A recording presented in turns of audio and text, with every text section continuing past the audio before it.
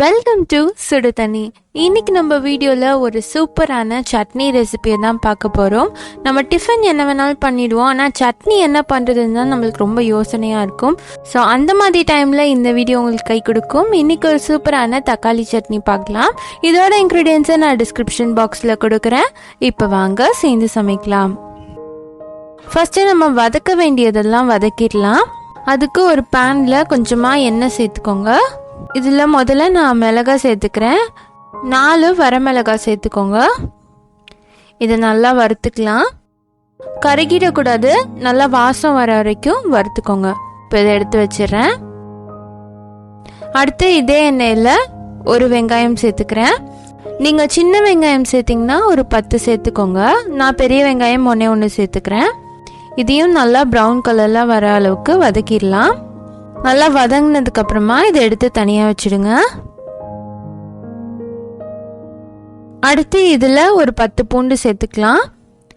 இது பச்சையாக போட்டிங்கன்னா 4 போதும். நம்ம வதக்குறனால 10 பூண்டு சேர்த்துக்கிறேன். இது நல்லா வதங்கினதுக்கு அப்புறமா இதையும் எடுத்துடலாம். அடுத்து இதில் ஒரு தக்காளி சேர்த்துக்கோங்க. தக்காளி நல்லா சாஃப்ட் ஆகுற அளவுக்கு நல்லா வதக்கிடுங்க. இப்போ இது ரெடி ஆயிடுச்சு. இதை எடுத்துடலாம். இப்போ இது எல்லாமே ரெடியாக இருக்குது. இதை கொஞ்சம் நேரம் ஆற வச்சிருங்க. நல்லா ஆறினதுக்கு அப்புறமா இதுக்கு தேவையான அளவு கல்லுப்பு சேர்த்துக்கலாம். சேர்த்துட்டு இதை நல்லா பேஸ்ட்டாக அரைச்சிருங்க. நம்மளோட சட்னி சூப்பராக ரெடி ஆயிடுச்சு. அடுத்து நம்ம தாளிச்சிடலாம்.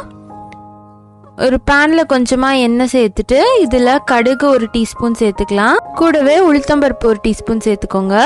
கொஞ்சமாக கருவேப்பிலை சேர்த்துக்கோங்க. இது நல்லா பொரிஞ்சதுக்கு அப்புறமா இதை நம்ம சட்னியில் சேர்த்துடலாம். நம்மளோட சூப்பரான தக்காளி சட்னி ரெடி ஆயிடுச்சு. இது இட்லிக்கு ரொம்ப ரொம்ப சூப்பராக இருக்கும். கண்டிப்பாக ட்ரை பண்ணி பாருங்க. நீங்களும் இந்த ரெசிபியை ட்ரை பண்ணி பார்த்துட்டு எப்படி வந்துச்சுன்னு கமெண்ட் பண்ணுங்கள். இந்த வீடியோ உங்களுக்கு பிடிச்சிருந்தா லைக் பண்ணுங்கள். சுடுதண்ணி சேனலை சப்ஸ்கிரைப் பண்ணுங்கள். தேங்க்யூ.